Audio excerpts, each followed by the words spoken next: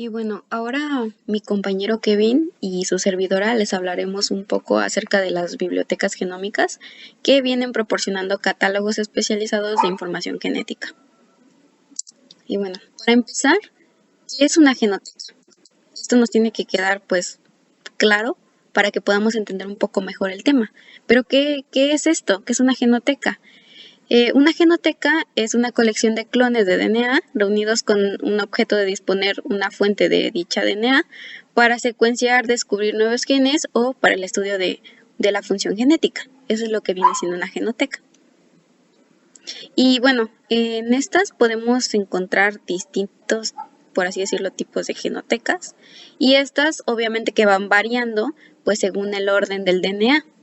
Y entre las mayores podemos encontrar las bibliotecas pues genómicas. Estas son producidas cuando el genoma de un organismo particular pues se viene como que cortando en millares de pedazos y estos pues son pues clonados por inserción de un vector pues de clonación, ¿no? Y bueno, acerca de la preparación, el primer paso para la preparación de una genoteca es pues la digestión parcial del DNA con endonucleasas de restricción, de forma de que cualquier secuencia se encontrará en fragmentos de una gama de tamaño compatible con el vector pues de nuestra clonación. Y también otra cosa que cabe recalcar es que si nuestros fragmentos son muy grandes o son muy pequeños para nuestra clonación, estos vienen siendo pues eliminados por el método de centrifugación o por electroforesis.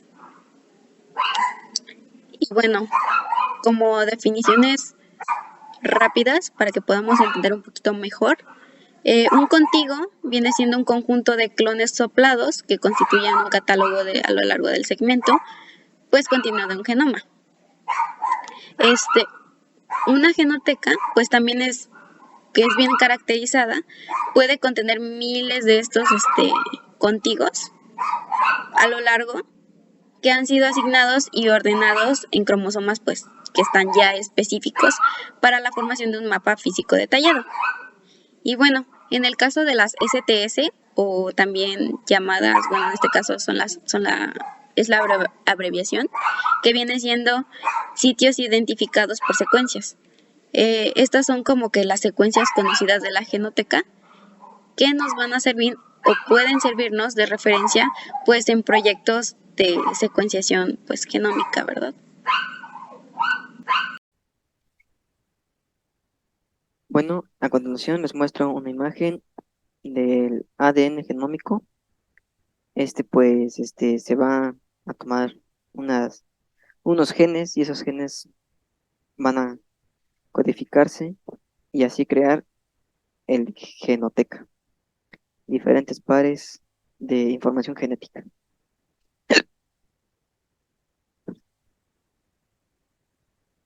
Bueno, a continuación les muestro un segmento de un cromosoma de un organismo X.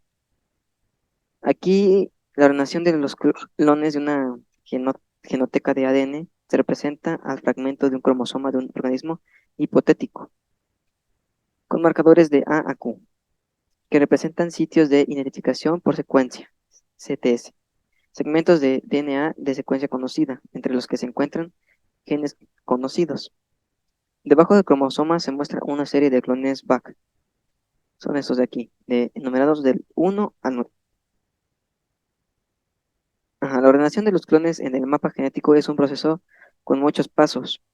La presencia o ausencia de un STS, perdón, en un clon individual puede determinarse por hibridación. Aquí está el ejemplo. Examinando cada clon con ADN complementario a un STS. Una vez el STS de cada clon de BAC ha sido identificado, así como los propios STS y su locación es todavía desconocida. Los clones pueden ordenarse en el mapa. Por ejemplo, compare los clones 3, 4 y 5. El marcador E azul es este de aquí. Se encuentran en los tres clones. Aquí vamos a estar comprando los diferentes clones de una cadena de ADN. de un ADN. Perdón, es un cromosoma y son los pares genéticos. Eh, Aquí pues vemos que esos tienen una relación muy, muy, muy, muy semejante, solo con en el marcador azul, marcadores. El 4 y el 5 presentan un marcador rojo y el 5 solo representa un marcador verde. Ujú. Los clones están parcialmente solapados y su orden debe ser 3 4 5 van de abajo hacia arriba. La serie ordenada de clones resultantes se denomina contigo. Todo eso lo vamos a llamar un contigo. Y es como la manera en que el cromosoma se divide, como lo había puesto en la primera imagen, en la que se codifica y crea muchos clones y que van a ser genéticamente, así es como se ven.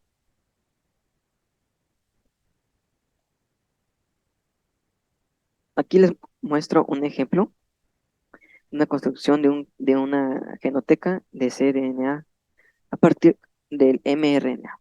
El mRNA de una célula contiene los transcritos de miles de genes. Los cDNA generados son, en consecuencia, heterogéneos, es decir, son muchos. El eDNA dúplex producido de este modo se inserta en un vector de clonación adecuado. La transcriptasa inversa puede sintetizar DNA sobre un molde de RNA o de DNA. Es decir, tenemos aquí un cromosoma o es un ADN, perdón, un RNA. Es un RNA, perdón. El RNA es un molde híbrido con un oligonucleído. Bueno, y este se va a ir transformando con las transcripciones de NTP. Está así, llega así, se unen todas las transcripciones y esto va a provocar que el mRNA se degrade, quedando solo esta transcripción de NTT. Y esto pues va a ocasionar que se polimerice el ADN. Y aquí dice, y los DNTP generan ADN de doble cadena. Pues aquí vemos que es el ADN, poco a poco se va a ir formando la doble cadena entre ellos dos, que lo denominan como AA y TT. Y bueno, esto es todo. La reacción en cadena de la polimerasa amplifica secuencias de DNA específicas. La reacción en cadena polimerasas, denominada PCR, permite amplificar un segmento de DNA que se conoce. Esto es impuesto por Gary Mullis en 1899. El ARN amplificado puede ser usado en una amplia variedad de procedimientos analíticos. Para ello, primero se prepara oligonucleótidos sintéticos siendo complementarios en una hebra compuesta de diana. Estos oligonucleótidos ayudan como cebadores para la replicación con extremos en zonas de híbridos orientados hacia otros y posicionados para cebar la síntesis a lo largo de segmentos de DNA deseado.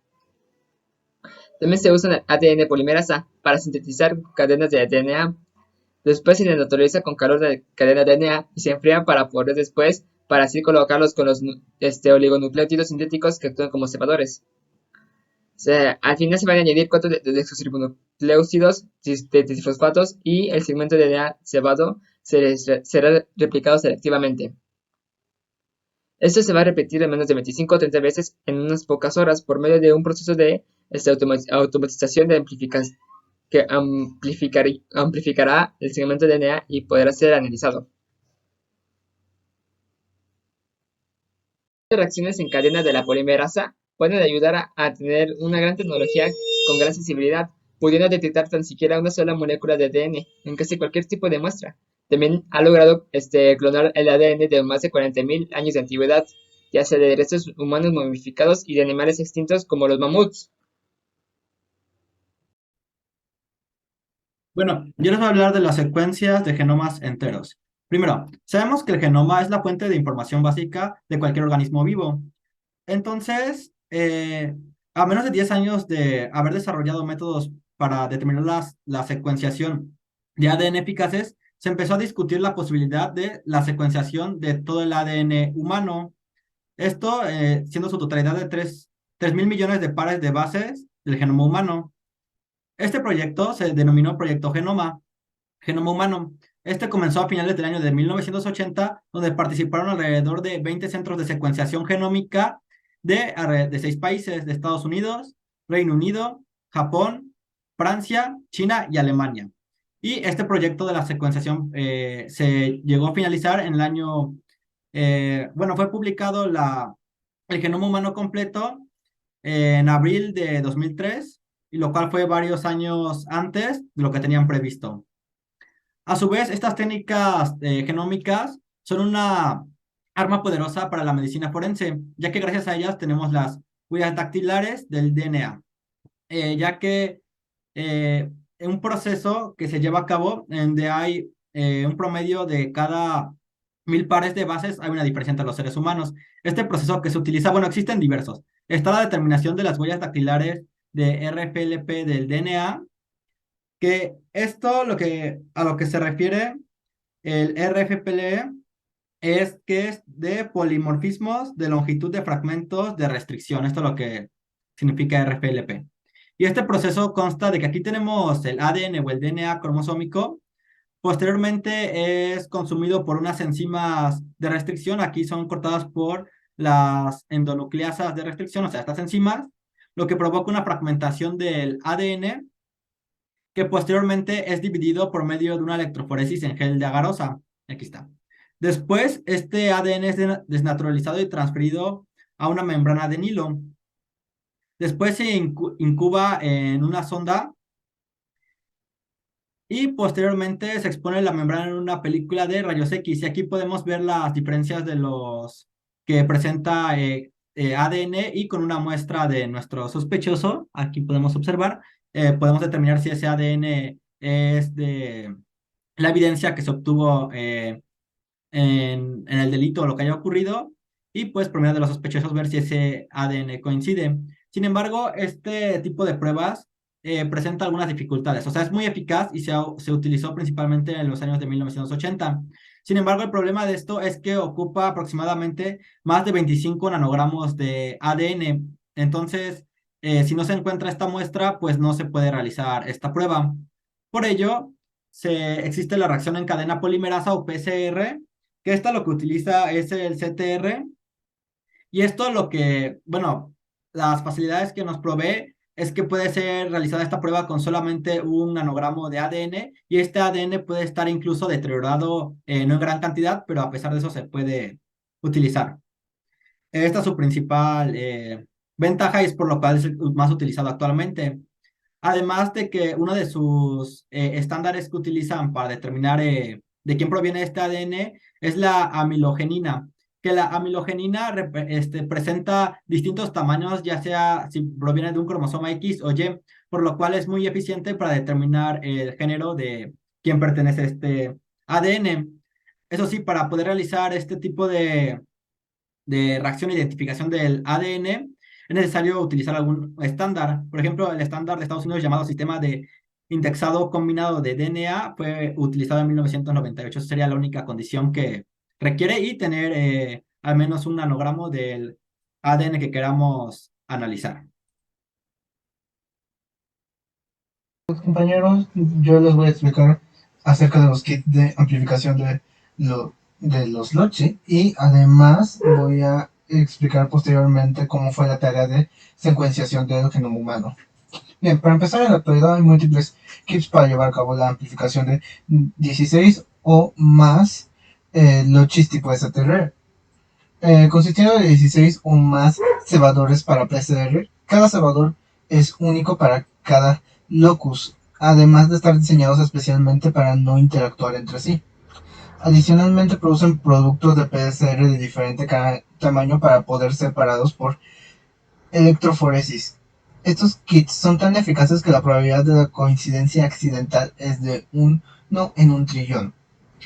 Ahora bien, ¿cómo funcionan? Pues en el diagrama de la derecha se muestra que como tenemos el kit, que es una tubo de una sílica para previamente llevar a cabo esto. Cada uno está fragmentado. Tenemos en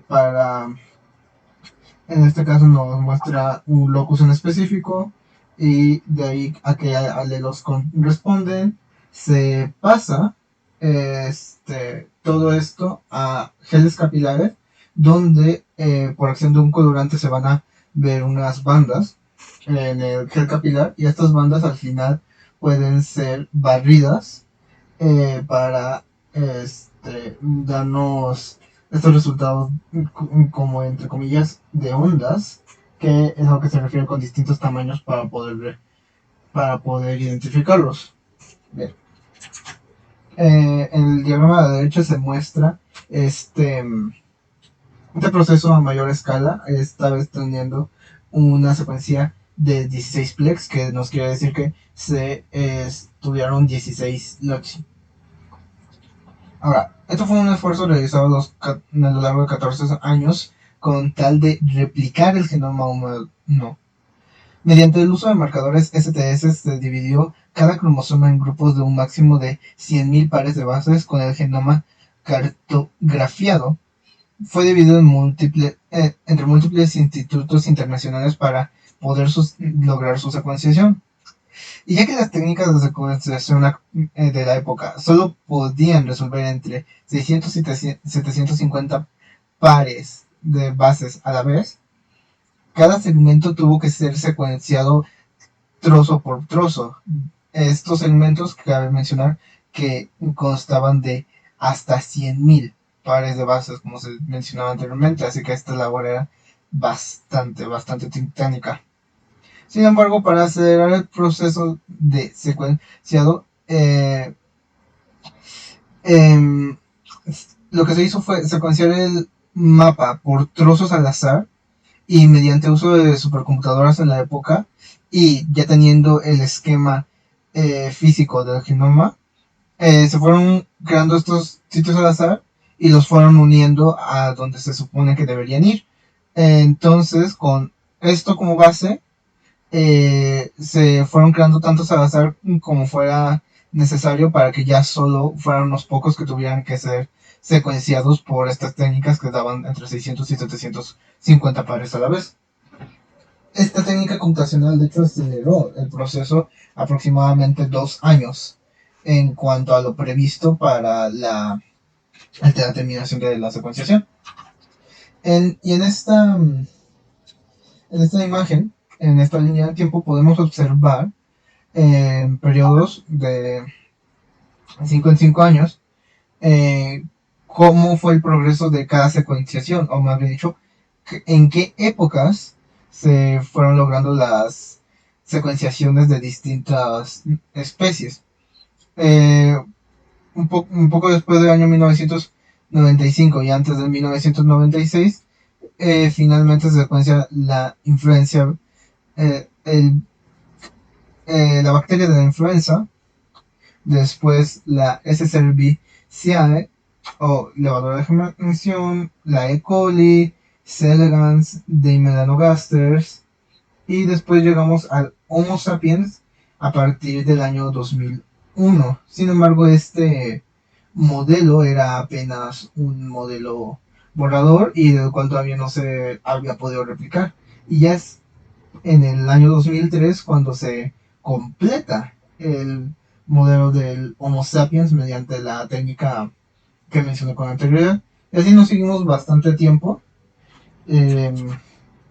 Ahora, el ser humano, contrario a lo que se creía, no tiene 100.000 genes como se anticipaba, sino que solo posee de 25.000 a 30.000, apenas 3 veces más que la mosca de la fruta, con un total de 13.000 genes. Y aunque de las 1.278 familias de proteínas identificadas, solo 94 eran pertenecientes a los vertebrados. Todo lo demás era perteneciente a bacterias y organismos simples en su mayoría. Sin embargo, todas estas proteínas podían ser utilizadas en combinaciones más complejas para llegar a formar, eh, para dar lugar a formas alternativas de la expresión genética y así pues manifestar más de un par de proteínas de un solo gen. Este mecanismo es más común en los vertebrados que en ningún otro oh, sistema, principalmente porque todo lo demás es demasiado simple como para aprovecharlo.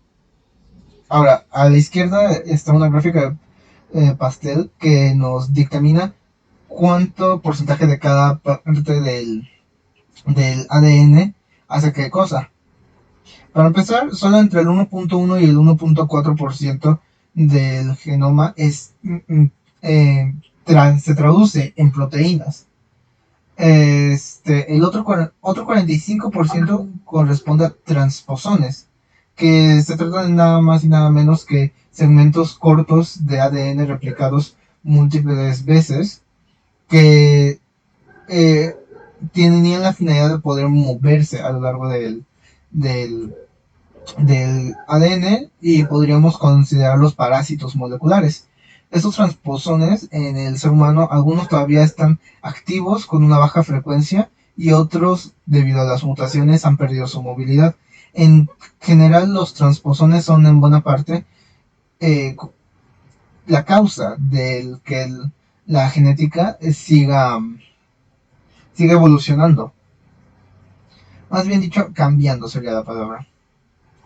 El 20.7% corresponde a ADN intergenético, el 5% se refiere a grandes duplicaciones, 3% son repeticiones simples y finalmente el 25% están transcritos a RNA como producto final.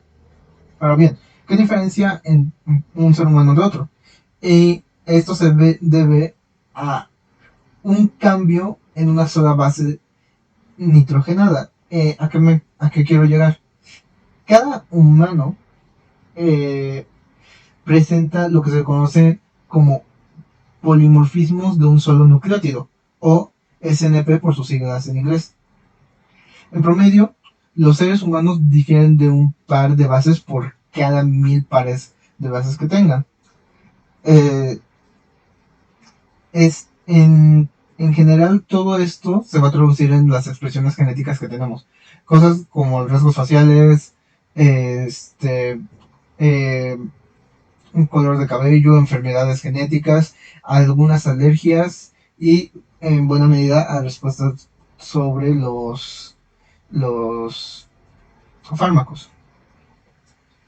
Ahora, la respuesta que nos hace humanos se encuentra en los chimpancés, ya que su genoma difiere únicamente del humano en un 1.2%. Aunque pueda sonar pequeño, esto se traduce a 35 millones de cambios de bases, además de 5 millones de recombinaciones genómicas. En otras palabras, las recombinaciones genómicas quiere decir que a pesar de tener los mismos genes, estarán conjugados de tal manera que van a representarse de formas distintas. Todo esto eh, al final, ese 1.2% es lo que nos diferencia completamente del chimpancé. Y bueno, eso sería todo. Muchas gracias por escuchar.